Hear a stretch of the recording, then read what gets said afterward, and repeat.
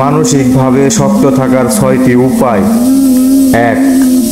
যে কোনো ধরনের কথা আপনাকে অর্থাৎ আপনার মনোবলকে দুর্বল করতে পারে এসব কথা থেকে দূরে থাকুন। 2.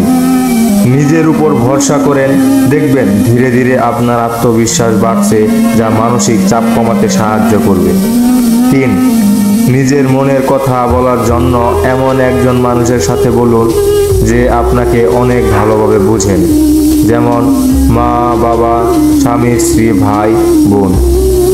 4. সৃষ্টিকর্তার উপর ভরসা রাখুন, উনি যা করবেন ভালোর জন্যই করবেন, এই বিশ্বাসটা অবশ্যই রাখবেন, ইনশাআল্লাহ সফল হবেন। 5. মনের আগে কিছুই নেই, তাই মনের জোর বাড়াতে আপনাকেই হবে। এর জন্য সবসময় হাসি খুশি থাকুন, আর হাসি খুশি পারে আপনার জীবনকে বদলাতে। 6.